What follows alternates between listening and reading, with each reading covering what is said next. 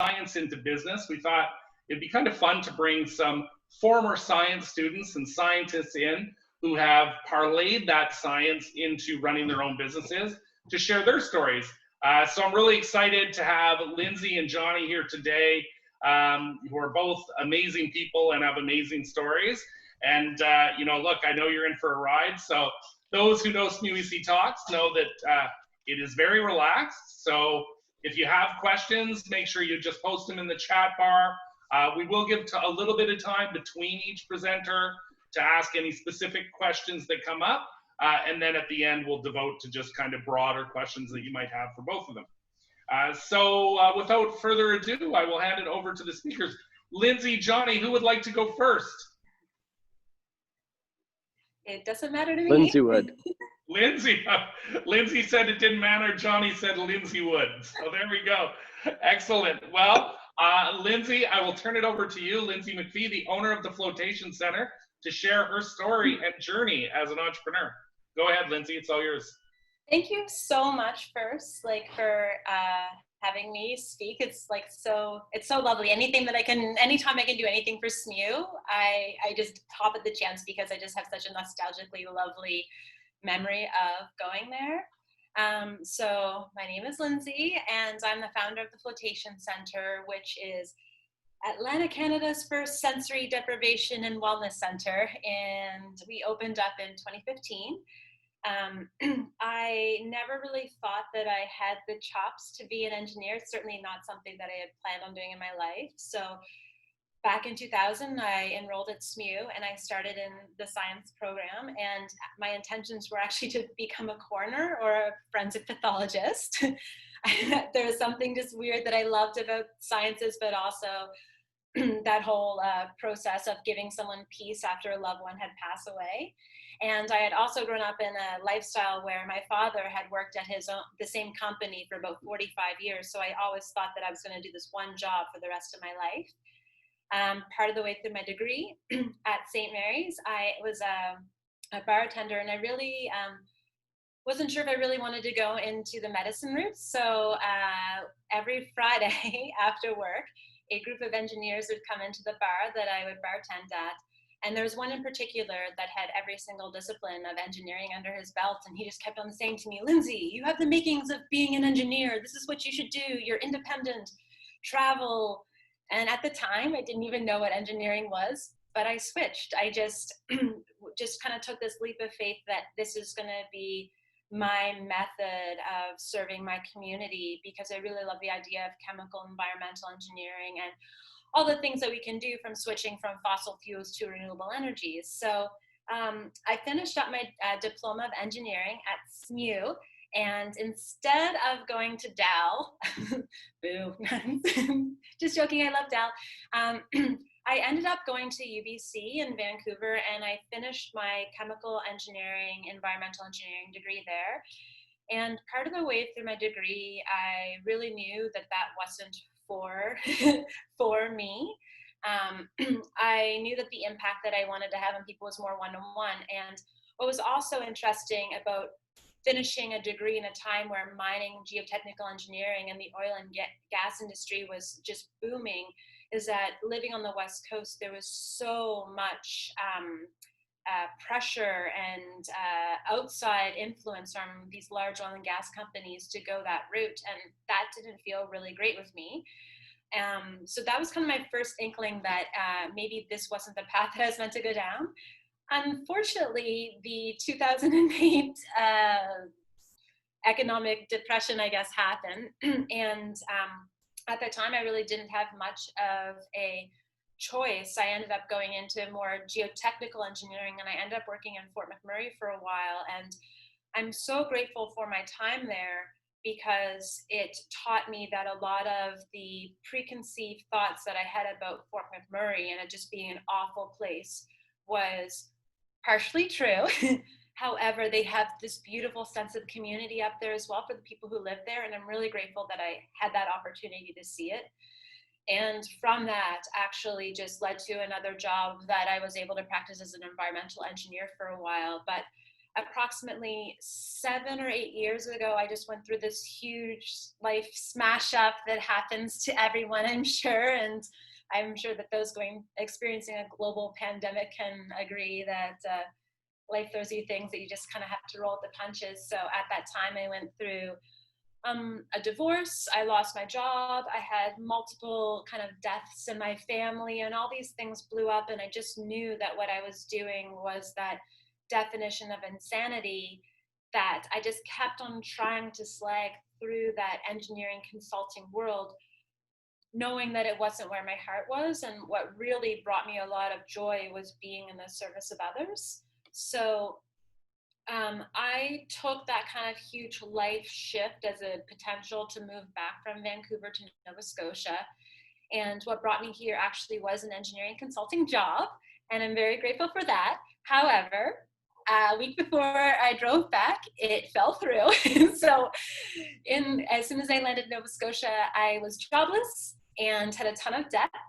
And fortunately, I had such a great relationship with that company that they were able to, like, we talked to the government. I was able to get on EI, and I then enrolled in the SEED program, which is through the Center for Entrepreneurship, Education, and Development in Halifax. And how flotation therapy came up to me was I was laying in bed here in Nova Scotia thinking, what the heck am I going to do with my life? Everything just kind of turned on me. And I just thought to myself, well, I should find a place to float. And then what happened was I realized that there was no places close to float. The closest place was in Montreal, and that was my aha moment. And I'm so grateful for my science and engineering background, because it was able to provide me with a lot of that methodology of knowing what it takes to do cash flow analysis, to even just the environmental parameters that you check in the flotation therapy industry, to the building and the permitting that happens when you have to go through the process of starting your own business. So we have been open now for about 5 and a bit years, which is great. We also survived our first global pandemic, so we got that one underneath our belt as well. Check that one off the list. And for those who are a little unfamiliar with what floating is, or flotation therapy, it's commonly known as sensory deprivation. However, we try to get away from that term. It is, you are in a kind of well-engineered but enclosed space where there's about 11 inches of water, 1,000 pounds of Epsom salts, and it's in a temperature-controlled environment. So you actually get into this float tank and you lay back and you float. And because there's no external stimuli, you actually go into this very deep sense of relaxation, where you can obtain really deep meditation benefits to pain relief. It helps with insomnia, et cetera, et cetera. So it's a really big jump, it sounds, to go from engineering to flotation therapy. However, a lot of my background kind of helped with building the business, but now we have this business where I feel like my personality really thrives in it. The hardest part about the pandemic actually has just been we can't give hugs anymore. That's one of my favorite things about what we do, and having this one-on-one impact on folks who come in, because we're providing freedom and this potential to elevate their quality of life. So sometimes we see people at their worst, and sometimes we see people at their best, but our goal is always just to provide this inclusive and welcoming space. I think that the last few months have been really challenging for many business owners, of course, and we're not exempt from that. What's been really, it's been a deep dive as well to really look into your business policies and see how we can be more inclusive, how we can be actively anti-racist, how we can be a better member of our community. So I've been finding myself to be really empathetic towards people right now, especially with so much going on, because I know that out there's so many people who are not only trudging through the day-to-day of just operating a business, but who are also going through these deep dives of how you can just actively be a better person and business owner. So it's been a lot of fun. There's been a lot of headaches, and we've gone through such a huge shift even at the Flotation Center, where I've been saying YOLO a lot, unironically, and just going and making just some big, a little bit more riskier decisions than I would before, because I just feel comfortable in our space, and I know in my heart what we're doing feels right, and just trying to do our best to expand our services. So I'm just so grateful for everything that ever got me to this point in my life. And again, my time at SMU, just the best, just the best. And I'm always so grateful when, say, Michael or Marianne Day, anyone asks me to talk. So thank you again. And I probably blabbered on a lot there. No, that was great, Lindsay. Really good. I think it's really interesting. You went from a coroner taking care of people after they died to now making sure they don't die. Yeah, well, it's interesting because I volunteer at the hospice as well. So it's just this like crazy, melding everything. That's interesting.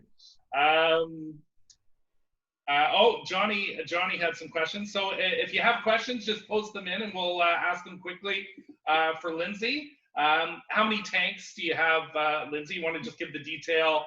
Johnny's asking different hard tanks, soft tanks. Maybe explain what the difference is there. Oh, sure. So how often would you float yourself? Certainly. So I find, coming in with a background of experiencing anxiety and depression, I find what works best for me is once a week. That is what kind of clears all the tabs that are open in my brain, brings me back to a good foundational level, and that's what resets me. So we have 3 float tanks. 2 are currently in use due to physical distancing, but we're currently working on opening my 3rd one again. And in this time, I've also just decided to pull the trigger and purchase an infrared sauna as well, because after reading into the proven health benefits from using thermal bathing and the benefits that when it aligns with floating, like I was just like, yep, let's do it. So currently on 2, we'll be at 3 once I get it done. Lindsay, how did you find floating in the first place? Because I know when you and I talked, I was like, that's the first time I'd ever heard of it really was your company doing it here. So certainly. So Vancouver, living in Vancouver. So I would say a lot of the health trends in Vancouver are approximately 5 years ahead of us.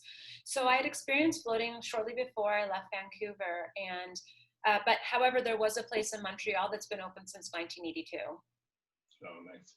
Excellent. So Leslie asked how you got the courage to jump into something so niche, especially where it wasn't a market here to begin with. So that really comes down to just my guts. Again, like just knowing that I wanted to, like, so during that kind of crazy period of time in my life, the one thing that did keep me sane was meditation. And I just always in my life was like, how can I be sneaky and try to trick people into meditation? And the wonderful thing about floating is that it can actually induce that meditative state. Just scientifically, that's something that can happen because your brain isn't being stimulated. So when I had that thought of like, oh, I would love to float, and then it just kind of all snowballed together. And I was also living with a roommate who was so supportive of everything too, that she's like, you can do this, you can do this, you can do this. So it really was a deep gut feeling, because initially I definitely had a lot of naysayers, and I went to a cousin who's a very successful business owner in the city, and I told him about it. He's like, never gonna happen. So here's the one thing, I am not a spiteful person, but when I was having a hard day, I put my head down and I was like, prove this person wrong. And so it helped a little bit. That's great. Awesome. Leslie has another question there. Have you ever had time when you had to battle the imposter syndrome, especially as a woman in the STEM field, and how'd you overcome that? Oh, certainly, every day.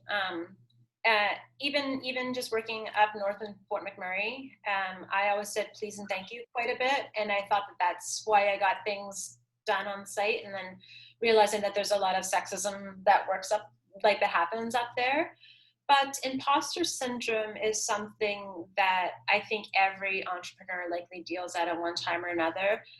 And as soon as you tend to start growing your business and it interacts and starts to reach more people, you're reaching more people who, it's just a fact of like, there's going to be that 10% sliver of naysayers. And sometimes they speak a little bit louder, and and that's the thing that can nag at you and make you feel like you're an imposter. But I just realized that when you're not sure, just ask for help. Just ask for help, and know when it is to ask for help, and that really just helps elevate your business too. Yeah, excellent, awesome. All right, if there's any other specific questions for Lindsay right now, we will move on to Jonny's story, and then we'll be coming back with Lindsay and Jonny for questions at the end. Thank you, Lindsay. I'm gonna change the pin here. Jonny. All right, so next allow me to introduce Jonny White, good friend and another alumni from SMU, and if you've read his bio, numerous educational background and degrees and PhDs. So Jonny, take it away. Yeah, I when I think about my story, I wonder if that was a good idea, if it's something to promote going to school over and over again, or if you're better off today just kind of using what's available on, Udemy or Khan Academy or MIT OpenCourseWare or, something like that, and just learning everything you need to know on demand. I'm not sure what my conclusion is, so don't take the degrees as a necessary promotion of that way of life. So, born in Lab City, grew up in Halifax, ages 5 to 18, went to St. Pat's, which doesn't exist anymore, and went away for our first 2 degrees to University of Western Ontario, did business and psychology, came back to St. Mary's, did a master's in industrial organizational psychology, and have really enjoyed keeping up the connections there. During that program, I wound up doing a bicycle trip in Africa. This was something that some friends and I in undergrad had decided. I don't know how the undergrad students on here are thinking about their future right now, but what we had decided, 2 friends and I, was that we would ride bicycles from Ireland to China, and we would play practical jokes on people in every country and culture along the way, and we would look at how they reacted differently. So we had like a gorilla suit for the big guy, and we were just gonna kind of unleash him in public. And that was my career plan at 22 or 23. That didn't happen. One of them got married and moved to Abu Dhabi. The other one joined the Air Force, but I still kind of had a hankering to do something like this. So I wound up bicycling from the top to the bottom of Africa and making a little documentary about that on a break from my grad program at St. Mary's. That led to some speaking gigs, and I'm sorry, I'm going to do this quickly because it's a story with a lot of twists. That led to some speaking gigs, motivational speaking gigs. I have a medical condition called type 1 diabetes, and turns out the drug companies and pharma companies love it if you can get up on stage, show some pictures of yourself bicycling naked across Botswana, and convince them that kids with type 1 diabetes can, do anything no matter how stupid. So that was what I did for a few years for kind of side income. And that led to a lot of cool travel. On that trip, I met some business people. They were interested in backing, certain kinds of platforms, and it had a bit to do with loopholes with the SEC that no longer exist. So it's not really worth getting into, but they decided to back a platform that was my cousin's idea, which was called City Language Exchange. And it was a dating service in all but participants. So it was just a matching service. People are in the same area. We had a few matching criteria. But the idea was that if you were in the cities in which we operated, which were Los Angeles, Seattle, New York, and San Francisco, if you wanted to learn, say, Mandarin and you spoke English, there was probably somebody who wanted to work on their English and spoke Mandarin. And if you each paid us $30, we would match you for a language exchange. So that went okay. We made a bit of money. We wound up selling it for a bit of money. I went back, started another master's and a PhD at a university in California. My cousin who I was running it with went to York to do his MBA. And so our efforts kind of dissolved there, but it put me on this path of thinking about platforms. Much later, after doing all of these speaking gigs about type 1 diabetes, I discovered that the people who were at these conferences where I was, paid to go do my dog and pony show, were not the ones who needed to hear the message. Type 1 diabetes is an interesting medical condition in that, like, there are pro hockey players and pro athletes. Jay Cutler has type 1 diabetes. There's all these pro athletes with type 1. So it's not really a physical limitation per se, but if you don't manage it well, it really is hard on the body, hard on the mind. There's a comorbidity with mental illness, and all kinds of bad things can happen. And some people are just unlucky. I'm not saying it's pure motivation that gets you through. It's luck and some tactical and motivational stuff.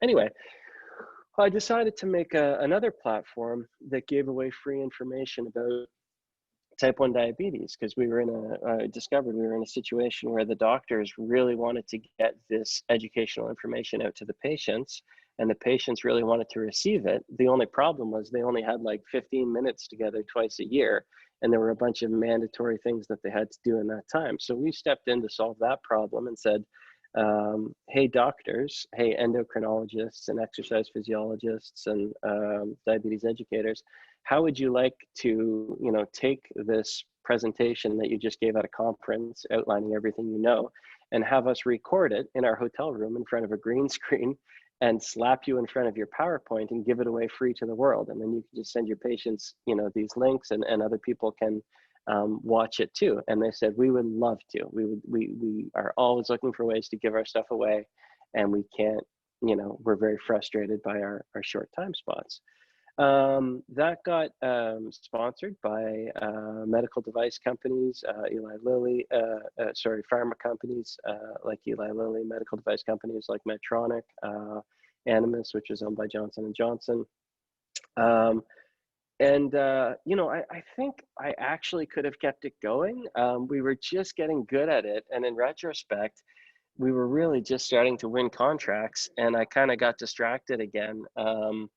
We did sell it, again, not for, not for enough to retire, but for a reasonable amount to pay off some student debt. And yeah, just a lot of slogging along the way, just a lot of kind of not giving up and continuing to chase and find opportunities. But it was both of those businesses kind of had in common that they took a lot of legwork.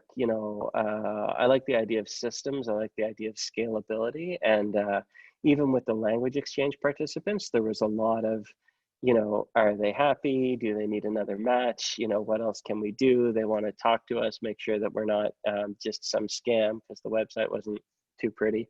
And it was like 2006 or something. And then roughly the same with the Welcome to Type 1 was the name of the website. It's still up there if anybody has type 1 diabetes and wants to see it. A lot of chasing down people and customers, and you were really never sure whether it was feast or famine. Went and did a Master's of Arts and a PhD in media psychology at a school in California. Liked it in California. I don't know, there's a bit of crackle here with, Silicon Valley and Hollywood and people really wanting to create new stuff. And lots of it is stupid and kooky and, doesn't do anything for anybody. But some of it is, I don't know, Lindsay could tell us, but maybe the flotation tanks, I would guess that somebody must have started. It sounds like something somebody here would do, dump a bunch of warm water and salts into a barrel and sit in it for 2 days and convince people that it was a good idea, right? And don't get me wrong, I lived at a place with float tanks when I first came down here, just by lucky happenstance, and so I was floating twice a week and loving it. But yeah, there's a lot of weird stuff. You know, compared to Halifax, there's a lot of weird stuff that gets created down here, which is where I am now. And so finished the PhD, taught at St. Mary's briefly. I taught a class on media psychology. I taught for St. Mary's via continuing ed at the Halifax Regional Library. Did a TED Talk after that. Moved down here, or rather, I lived in New York for a bit. I was a managing director for a screenwriting guru named Robert McKee, because that was what some of my psychological research had been on, was on, say, storytelling. And then had that life crash that Lindsay talked about, where, you know, you find yourself not in a relationship, not needing to be in any particular city, not in any particular job, you know, not sure where you should live. And I had always had it in mind to give California a shot. So I did try it out down here. Yeah, stayed at a place with float tanks. It was great. You know, chickens in the backyard, and found my way into a tech job as a I was at first a senior copywriter. I'd never taken an English class in my life, but I had done enough, you know, writing, I suppose, that I was able to convince them that it was a good idea. Maybe that's the psychology, the persuasion and motivation background. I moved within that company. That company was, or is, Mindbody. If you go take yoga in Halifax, you're probably booking it on the Mindbody app. I know Moksha used Mindbody. So they just sold for $2 billion to Vista Equity Partners. After being a writer there, I became a platform evangelist, which is a real job that people really have. And my platform background, and again, maybe the education component, maybe just being able to write and talk, got me in there. And I kind of, if you think of, you know, you think of your iPhone, there's all these apps on it. Well, somebody has to convince people that it's a good idea to build apps for the iPhone. And same goes for Salesforce, same goes for, you know, Android, same goes for all of these, you know, platforms that have marketplaces or series of apps on them. And Mindbody happened to be one of those, where somebody would build a accounting software or a saving software or an employee tracking software onto this health platform. Then I had an idea that I really liked. How's my time? Okay, I'll go for maybe 3 more. I had an idea I really liked, thank you, Michael, which was I was working on a book about how we can use technology to better ourselves, really, rather than being used by technology, used by devices, used by the internet, you know, by other people who are making, you know, $1 off of you wasting your life playing Farmville or Mafia Wars or whatever the latest, you know, Facebook Zynga games is. And I was working on this book and I got really frustrated. I liked it, but it was like every page felt like it was for a different audience. You know, some of it I was writing it for my parents, some of it I was writing it for my brother, some of it I was writing for my girlfriend, some of it I was writing for my students. I'd also been teaching grad school online for a long time. And I realized, you know, this advice is not going to work for everybody. And how arrogant of me to sit here and be like, I know all this stuff. Everybody should read all of this stuff that I know. It's relevant to everybody. You know, it's just not when you're writing advice, which is maybe an obnoxious thing to do in the first place. But because I had been working in platforming, and because I had this background in psychology and in some part, you know, my St. Mary's background in psychology, St. Mary's has a very scientific psychology program, especially the industrial organizational psychology masters. I knew a little bit about personality. I knew a little bit about measurement. I knew a little bit about selection. And it occurred to me that maybe you could get the right tidbits from the book. Oh, there's IO Psych for the win from Leslie Gates.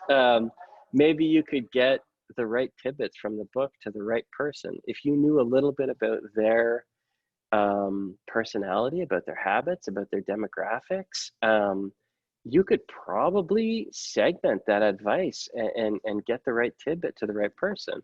And why not make that a platform? Why not have somebody come into a platform, use a questionnaire? I do this because we have a little thumb slider in a little one gesture thumb slider in our questionnaire, so that it's not like tick a box, tick a box, tick a box. Have them come into the platform, take a questionnaire, stay what they're trying to achieve, and then receive those kind of bite-sized series of action plans that are customized just for them, you know, the most relevant things. So I joined an incubator here in California with that as an idea. I got a $50,000 investment very early on. I reached out to, I realized at some point that I was going to need a particular audience for this thing. And I'm a little out of chronological order with the story here, so forgive me, but I'll loop back.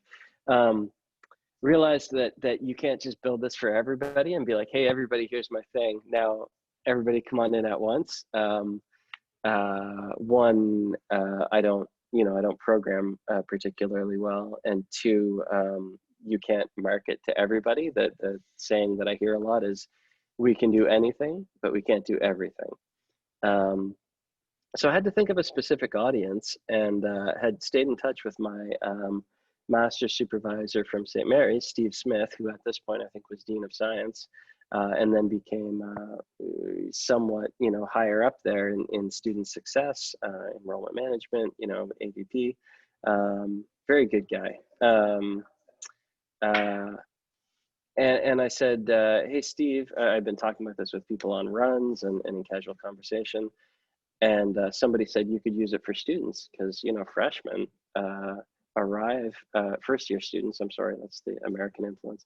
First-year students arrive at university and they are now in a new place. You know, nobody's checking their homework, nobody's making their lunch, nobody's, you know, seeing if they're doing what they're supposed to do. They have to meet people, manage time, you know, get good grades, manage finances. Maybe there's enough there that they would be a good use case for this. I love working with students. And so I reached out to Steve, and this was actually, I got the timeline wrong. I joined the incubator at St. Mary's, or the SMU Entrepreneurship Center at St. Mary's at the same time as I joined the incubator in California. I said, hey, Steve, would this work? You know, am I crazy or is this a good idea? And he said, no, man, I think it's a good idea. Let's dig into it. You know, we've got the Entrepreneurship Center here. They know how to go about pushing these things forward. It gives you a chance to get tied in. You know, the students will do, you know, business plans and competitive analyses for you if you, you know, play your cards right and can convince anybody that this is a good idea. There's funding. There's amazing funding in Nova Scotia. And you get good strategic advice from Michael and Jason. They'll come down to California and visit you and meet with your incubator down in California, and you can go on road trips and pick fruit. Yeah, that's kind of where we got to, was building this thing out in collaboration between St. Mary's University, using the, you know, we've worked with IO, we've worked with the Masters of Computing Science and Data Analytics, who have done some of our machine learning back end. We've worked with the business school, with Michael's team, with folks from Sobeys, grad students, undergrads. Yeah, probably more that I'm just blanking on at the moment. But and then we created a MOU, memorandum of understanding between the two incubators. So now there's opportunity for that to flourish and grow. And it's just this really fun and cool process of, you know, I guess people, you know, working on this, collecting honest feedback from people, having it improve.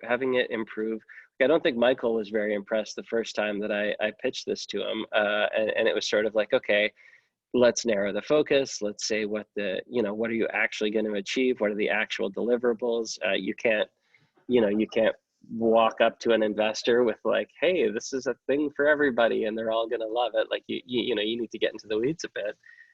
But over time, with enough, you know, pokes and prods and, you know, slaps from this gauntlet, yeah, it has evolved into something that seems like it's going to work. And it seems like we're going to use it for students, yes, and that'll be an initial test case. Seems like we might also use it for new moms. So if you think about what I said about freshmen, that they're in a brand new environment trying to figure things out. I have a toddler now, and you know, a lot of people have gotten interested in using this for that segment of the population. So you ask different questions in the questionnaire. How are you sleeping? How's the baby sleeping? Do you feel isolated? Are you breastfeeding? Are you using formula? But the action of the platform is the same, right? The platform doesn't care what you're using it for. Same as right now, you know, we could all be on a date together. We could be playing Dungeons and Dragons. We could be doing improv comedy. We could be a book club. But you know, what we're doing is I don't know what we're doing. We're listening to me for probably too long, but you get the idea, right? A platform doesn't care what you use it for. So what we seem to have, or what we seem to be on the road to creating is a platform that's really good at sorting advice, sorting action plans for people who are new to a situation, especially when you can get those people to participate in, you know, rating them, creating them, and reacting to them. I think I'll pause it there, and I'll just, you know, kind of take my chance to say thank you for having me. It's wonderful to come back. I hope you'll ask lots of hard and funny and insulting questions, because otherwise, you know, this could have been a video. And thank you to Michael and Jason and the Entrepreneurship Center for, you know, one, for helping this thing even exist at all, and then two, for having me. And if you're thinking about building something, this is these guys and the Entrepreneurship Center are a wonderful, wonderful resource that knows how to leverage more wonderful, wonderful resources available to you in Halifax. And I think that I'll close with one, you know, final thought, which is like, do a bunch of stupid things, right? Or do the best thing you can think of, but it's going to be stupid, and somebody's going to tell you, and then you adjust and you start a new one, you adjust, you start a new one, you adjust, you start a new one, which is kind of why I started the story with, or maybe it's why I started the story with bicycling across the continent. But, you know, it wouldn't have worked for about 100 different reasons, right? But it's, you know, you try something and you learn something, and it's a genesis for something else. And don't, you know, especially those of you who are young, like, just start doing things. Start, you know, we say kill your babies, right? Start cranking out, you know, your best work, your babies, and just let them get slaughtered. You know, let people tell you what's wrong, let people slap you around, and then, you know, adjust course and you know, keep birthing these things and like smashing them against reality, because that's the one thing. It's the key, but it's also the thing that's hardest to cope with. So if I can impart one thing, if you're interested in entrepreneurship, it's, you know, be really open to creating things and letting them die. Awesome. Thank you, Jonny. That's great. And just for everyone listening, you know, at the Entrepreneurship Center, certainly myself and Jason, we will make the sacrifice to go to California or any other trips around the world you need us to go to, just to support business. You know, it's a sacrifice. We'll do it, but yeah, I'll even take my mute off for sure. I can corroborate there anytime. I'm happy to help. Jonny, it's great to see you. Thanks for coming. Lindsay, great to meet you. Yeah, this was that was great, Jonny. Thank you so much. An amazing story. So we're going to start getting into questions. I'm going to ask the next question, and just so everyone knows, I'm going to disappear for 2 seconds, because the benefit from working from home is I smell something burning in my kitchen. So clearly I left something on that shouldn't be on. So I'm going to ask the question. I'll still be able to hear while I put out the fire that is currently happening somewhere in my kitchen.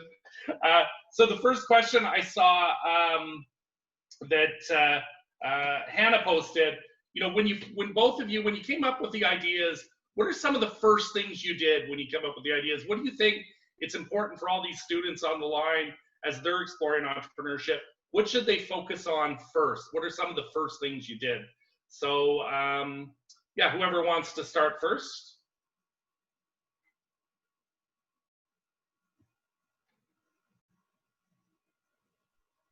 I think I probably can. The first thing that I know that I did was make sure that I kind of double checked my gut feeling, because taking this sort of calculated leap of faith really did involve that. And then what it was just start compiling as much information as I could, talking to people about it, about what I wanted to do. My biggest hurdle with flotation therapy in Nova Scotia is that a lot of folks can walk in and say, give their 90-second elevator pitch and say, hi, my name is Lindsay and I'm a carpenter. But if I say, hi, my name is Lindsay and I own a place that has flotation therapy, I then have that first barrier of trying to explain to people what flotation therapy is. So I would say that I definitely tried to just gather as much information as I could to make that kind of calculated leap of faith. I don't know if Jonny has something to add. Yeah, sure. Yeah, no, I can. My first one would be write. George Orwell said that, I think he said that to write well is to think well. And so if you can write your thing down, like really, you can get grant money, you can get investors, you can get feedback from 10 people at once. You can email it to the 10 smartest people and say, here's my thing. What do you think? They might want to call you to chat about it, but just write it down. And if there's holes in it, you'll find out really quickly. There are good ways to, like, you could do a business model canvas if that's what you're into. You could do a business plan, you could do a summary, and then talk, be open to feedback. I run with people. I go on trail runs and hikes, and I rollerblade with one of the people I work with full time. I trail run with the other. Just to talk about things, while moving, and then it somehow, frees the mind a little bit, or gets the endorphins or endocannabinoids or whatever, running, so that you get that runner's high while you're thinking. And then, yeah, be open to feedback, let things die, change them, improve them. That would be it from me. Excellent. So Henrique asked, what are the main struggles you faced convincing people to use the platform, Jonny? And I actually think that's a good question for you too, Lindsay. Convincing people to use flotation tanks when they may not be used to it. So what are the challenges and how do you approach that? Yeah, and that is honestly what I am least comfortable with and worst at. I hate asking people for things. I hate, I don't mind writing and putting myself out there, but I hate being like, hey man, this is going to change your life. You're really going to love this. And it's like, well, who am I to tell you that? So what do I know about your life, right? Like, maybe I'm, I don't know. So I partner with people. I try not to have that be my job. I try to have other things be my job, and partner with other people who are extroverted, good at coming up with a sales plan, interested in it. There are people who love that stuff. They just want to talk to people, get people excited about things, build community, and they are fantastic, and I love them to death. And I could never do it in a million years. So partner to avoid your own weaknesses would be my answer. Excellent. Lindsay, what about you convincing people to use Float for the first time? Well, I remember the first time that I had this great chat with a general practitioner just about the benefits of flotation therapy. And one of the things that he said to use for leverage was tell everyone that I was an engineer. So he said, just use that, that's my clout, to use that. And believe it or not, it did work. It did get my foot in the door, because flotation therapy has this kind of esoteric hippy-dippy look to it. But actually, Jonny had talked about it before, where floating started from. It's actually from the 1950s, where this doctor was trying to determine what happened to our brain when it wasn't being stimulated. So he hypothesized that our brain was going to go into a state of comatose. So science has been accumulating since then. So I actually have a lot of research on my side to help people, like, say it's like not only floating, here's the science behind it, but then also we immediately have to gain a lot of trust and within our space, the cleanliness of our space, professionalism, et cetera, et cetera. So the first was just getting over the hump of actually explaining to people like what flotation therapy was. And then, and I am the extrovert, like I could talk to anyone about floating. Like I absolutely love it. I'm so grateful. Sometimes I think, wow, I'm really good at my job, you know, and I mean it. Like, I know that I'm good at my job, and that's such a like lovely alignment to have that like actualization that I'm doing what I'm really meant to do. And I think that's why some of those challenges and those hurdles that I've been faced with, like the oddity of flotation therapy, have come a little bit more naturally because I am a weirdo. But I have this technical background, and I've been able to meld them together to create a space that's, you know, gets people over their nervousness to get naked and salty. That's cool. Awesome. The next question, Jonny, Alex asked if you can explain the machine learning aspects of your platform, if you wouldn't mind doing that. Oh, sure. My favorite thing to do. And I'm going to tack on to my last answer, which is ways to get it out there. The digital ways are obviously easier to use and track. So with the language exchange, we actually found that we got all our clients off of Craigslist. And so we just posted to Craigslist all the time. We tried other things, but Craigslist was just where people were looking for language exchanges.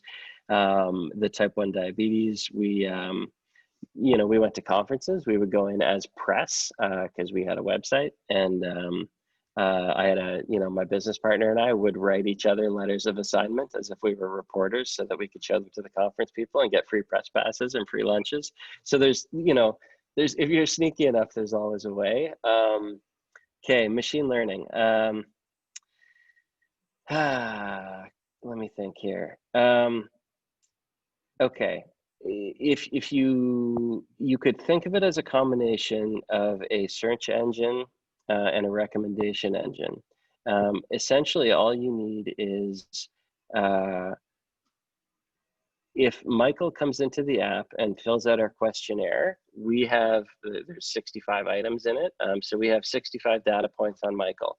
And then when Michael completes an action plan, he rates it, as he actually rates every step within it. So we know a lot about Michael, and then we also know which action plans he likes the most and which ones he likes the least. And we know about him, and we know his goal. So the machine learning really just combines all that data, so that if Lindsay comes in and she happens to be very similar to Michael, then she'll get the same ones, according to her goal. And there is a text search in there, a text search component in there as well. But that's kind of that's the short version, if that's enough. Yeah, excellent. Thanks, Jonny. Jason asked, what sort of skills do you think these students should be developing now while they're in school, especially in this safe environment, as they go off and eventually become entrepreneurs like yourselves?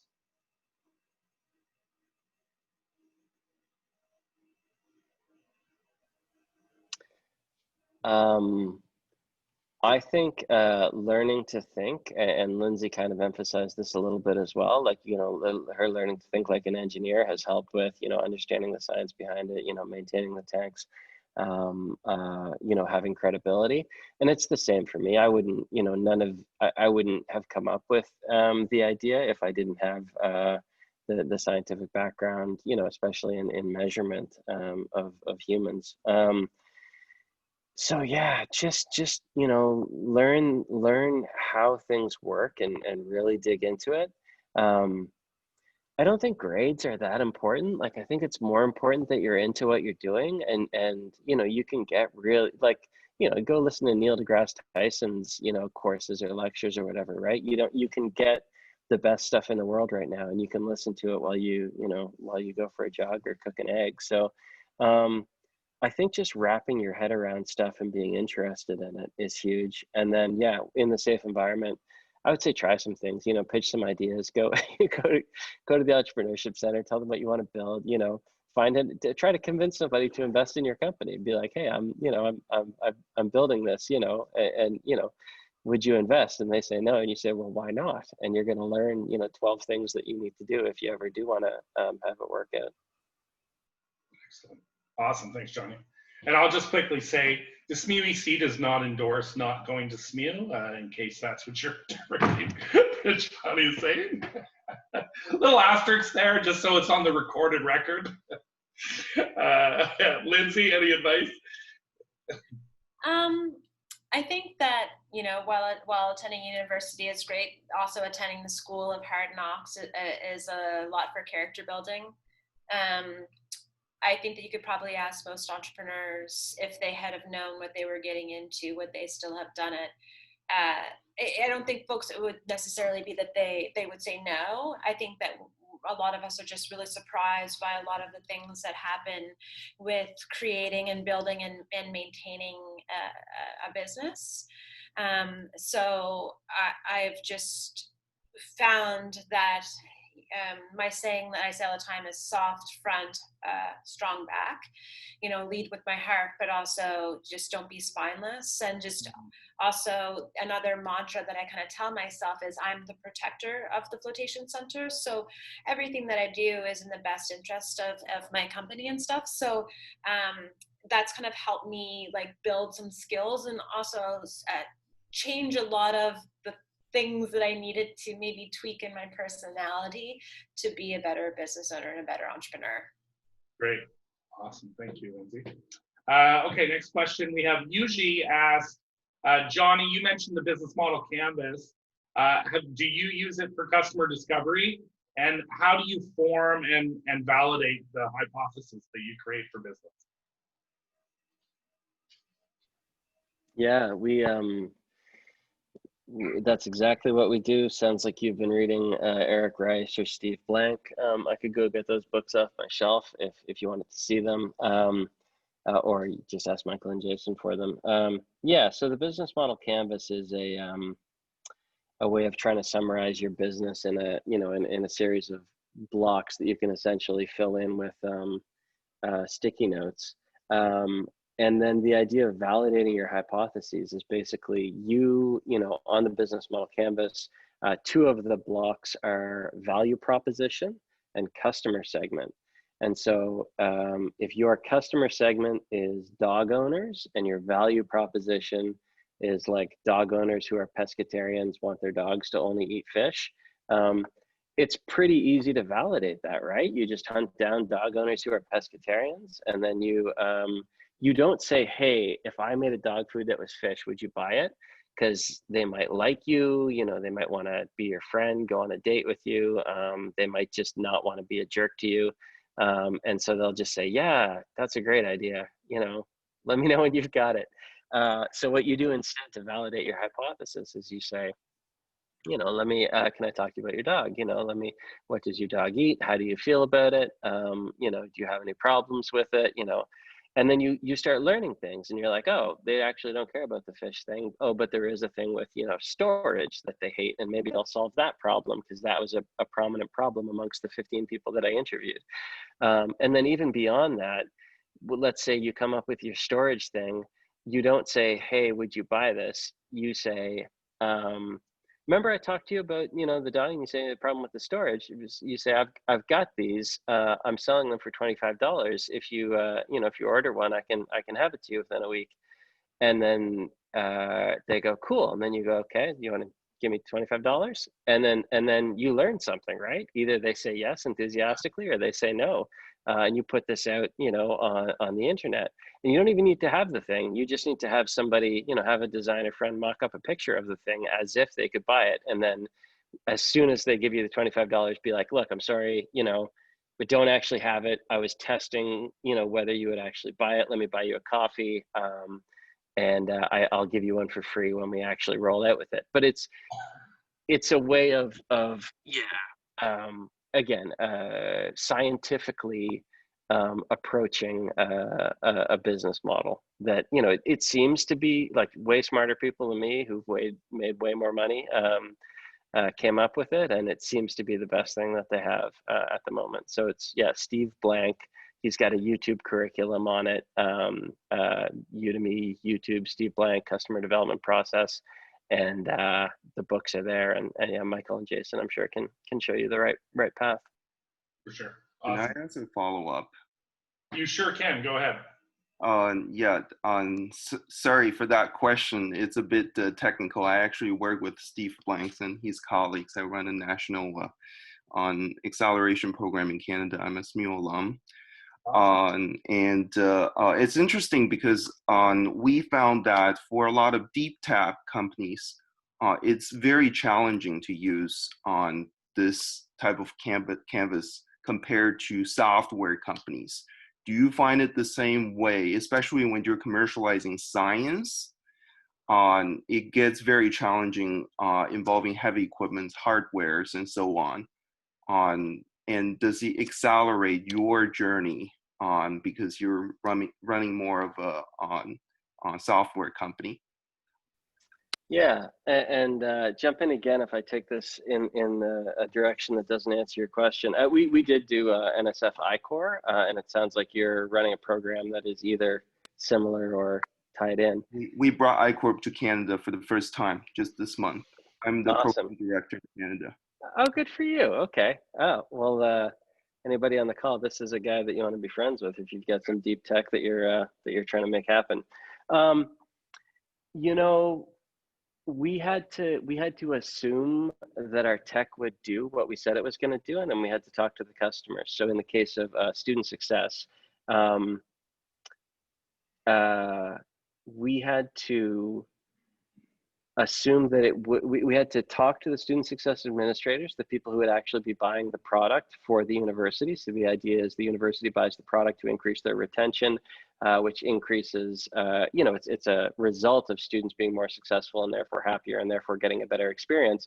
But the business side of it is like every percentage increase in retention gives them, depending on the size of the university, probably $1 million in retained revenue, because a student that drops out is lost money that you spent, $5,000 to recruit. So what we had to do was go and talk to, our hypothesis was that they would buy this thing, and we had to go talk to them about what their problems were, how they're measured, who they're measured by, what their sales cycle looks like, what things they buy, what things they don't buy, what was something you bought recently. So yeah, it's a little, you don't get to just, magic up the tech like I magicked up the dog food container. You just have to assume that the tech is going to do what you say it's going to do, and then find clever ways of asking the relevant questions about your market. It is actually a little thorny because even for us, we're running trials in January. We don't know, is this going to be really good for social skills? Is it going to be really good for dealing with bureaucratic procedures? Is it going to be really good for, learning to navigate a program? Is it going to be really good for health and fitness and wellness? We actually don't know which of these boxes it's going to tick. So we kind of had to approach I-Core and customer development with this statement that it would boost retention, because that's what we imagined was our end effect, and confirm and figure out how somebody would buy it for that end. Does that answer the question? Yes, and you might have noticed I'm doing customer discovery here on you. Of course you are. Awesome. Thanks, Gigi. Okay, next question. Orden posted a question for you, Lindsay. How much have you had to deal with skeptical people? And then how have you gone about your branding and social media for the Flotation Center? Well, with skeptical folks, I know that there's going to be a lot out there because of just the initial, history, I guess, of flotation therapy. So my favorite thing is just to kill them with kindness and science. I'm really great at that, and also folks who are skeptical about the procedure itself and even the cleanliness, I always invite them to come in anytime so that I can walk them through it. I think that folks who are skeptical is just a barrier that's limiting the trying it out. And so if I can kind of break through that barrier, then then I will work hard to do that. In terms of branding and social media, I was just kind of flying by the seat of my pants up until about last November. And personally, I don't have a very great relationship with social media. I'm just not my best on it.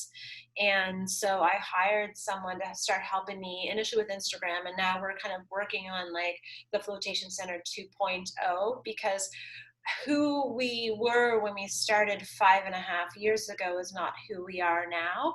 And we need to have our branding and our message really reflecting that. So it's been a lot of discovery, a lot of sitting and talking, and really kind of getting down to the nitty gritty of who we are. But that's the thing, everything is always this kind of journey towards betterment. And so I just keep on trying to go with the punches and evolve, day to day. Excellent. And as a follow-up question for you, Rebecca had, why do you think floating was something that wasn't here in Atlantic, Canada before you brought it in? Again, we're just a little bit behind the times. Now, that said, though, back in the early 1980s, there was a float tank in the bottom of a hotel, a Sheraton hotel. So that did exist. However, what actually put a halt to the flotation therapy industry was the HIV and AIDS pandemic. So when just as the commercialization of the industry was about to take off in the early 80s, suddenly that happened going into the 90s, and everything just kind of fell apart because no one was sure how the AIDS and HIV was transmitted. So again, now that we have all this science, and even down in Tulsa, Oklahoma at the Laureate Institute of Brain Research, there are dedicated teams who are researching flotation therapy. We're just coming up with more and more beautiful science that is just backing up the simplicity of the industry and the experience. Great. Excellent. The next question from Henrique, this is for both of you. If you had to start your business all over again today, how would you start it? Would you do anything different? Have you learned something in this process that you were like, if I had to do it again, this is what I would do different? What are those first steps you might take? I'm going to throw out something really quick. I promise I'll come back. Segue to the last question with Lindsay. I don't know if you've thought of this. Joe Rogan loves floating and talks about it a lot, and that's where a lot of the people who I would talk to found it. You could run a targeted campaign on Facebook for anybody around your area who likes Joe Rogan, and that would, if they found out there was floating locally, you'd probably get a lot of dudes looking like me walking in there, potentially. Okay. You run those targeted ads, because about in the States, approximately 1/3 of the folks who come in to float are because of Joe Rogan, and in Canada it's a little bit less, but we definitely go through for those people. You beat me to it. Yeah, there's always a way. Sorry, Michael, what would I do differently? So I didn't join, I didn't work with SMU EC. I don't know why not. Did you guys exist back in 2006, Michael? Yeah, we did. We just weren't as awesome as we are now. Yeah, well, fair enough. Yeah, I would have gotten involved with experts. I was just making stuff up, by myself, wondering if I was insane, working at Starbucks, a lot of jokes about being a social media entrepreneur, which wasn't a thing back then. It was something that, was in a Saturday Night Live sketch or something. So yeah, just work with experts. Just find the path. It's like, yes, you're a special snowflake and your idea is unique and nobody's ever done it before. However, there are ways to do it that suck and ways to do it that don't suck, and you might as well stand on the shoulders of some people who've done it already. So yeah, find the experts and let them tell you what to do. Awesome. Lindsay, would you do things differently? It would really be the same. I think it's really important to surround yourself with other entrepreneurs who are going through the similar struggle as you are. There's so many things that, like, your face as an entrepreneur that no one ever, and as a new mom or whatever those things may be. So surround yourself with folks who are going through that same experience. I'm pretty lucky. My partner was opening a business at the same time that I was. So just kind of trudging through that whole process together was really great to have a sounding board and then just other folks to pull your hair out with, you know? So yeah, ditto with Jonny had said. It would just be, I wish that I kind of had, seed was lovely. I won't take away from that experience. However, if there were 20 modules that I went through, I would say just from my background, 18 of them I didn't need, because I already had those technical skills. Yeah, excellent. All right, any other questions? The last chance for people to throw out questions. I'll throw out a last question. One of my favorite podcasts is How I Built This.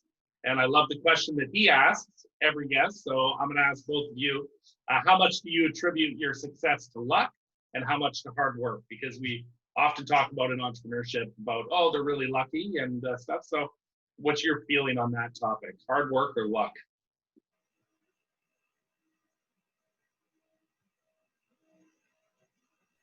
Sorry, saying goodnight to one of my employees, but I guess I'll answer. God, I published a paper on free will recently, and the question of whether whether there's anything other than luck is a thorny one. But I don't think it's one or the other. And this is what we wrote in the paper is like, I think the two interact, right? Everything spirals into everything. And so it's like, yes, very lucky, grew up, got to go to university, had a stable family, happen to have this, somewhat disagreeable personality is what it's called on the NEO-PIR, the Big Five personality measurement that we use. There's agreeable, which is like, everything's great, I go along with everything. And there's disagreeable, which is like, that's stupid, I'm doing it my own way. And I happen to be over here, which is very inconvenient 95% of the time. But yeah, so all of these things, factor into it. However, I think that not giving up is the theme again, standing on the shoulders of other people, as I've been, talking to entrepreneurs, reading books, using the Entrepreneurship Center, the incubator, and even on How I Built This, right? That's what he says. The common theme is like, they just don't give up. They just keep going. And some of them, it's like, I'm determined to start a business and I will start something, like the Airbnb guys who had Obama O's, and they're like, we're starting something. And it was the same with the guy who started Calendly. And then other people, it's like, I'm so passionate about this particular problem that I'm going to find a way to solve it. I don't know which one of those is right or better. Probably just depends on you. But yeah, I think it's both. I think you need to be lucky, and you also need to, pivot. You always pivot and never stop. Yeah, excellent. Lindsay, thoughts? Yeah, I would say those are certainly like a Venn diagram together, the luck and the hard work. I don't think that they're mutually exclusive. I know, and I've been telling myself this a lot, is that everything that I do is a choice.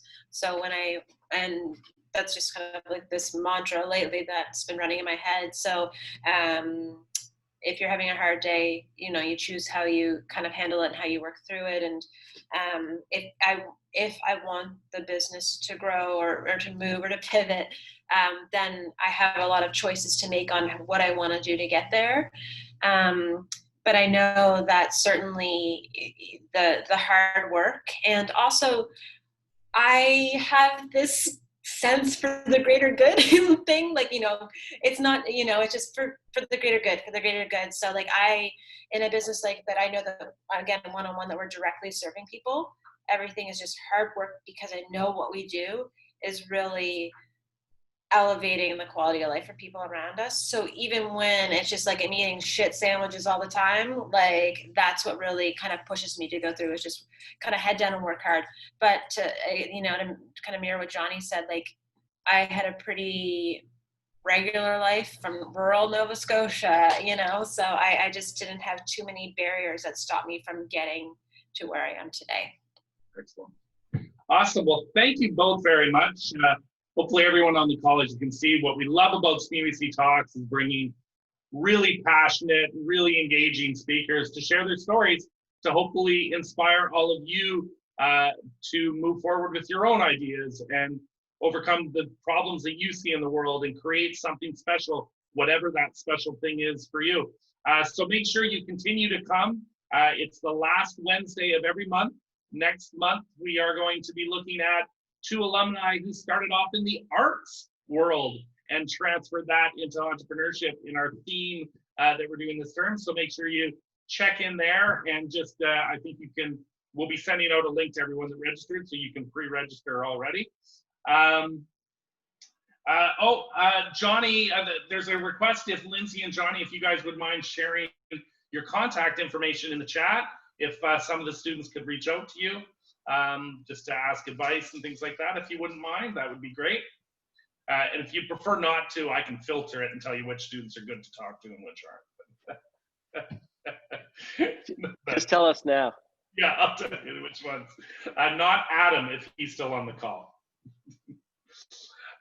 So look, just appreciate the two of you both taking your time out. This was really fantastic, great stories, and I appreciate all of you for showing up tonight and listening. You know, it is a crazy world out there, but the fact that we can all get together and just be inspired is important. So enjoy the rest of your evening. I'll see hopefully all of you next month at SMUEC Talks then.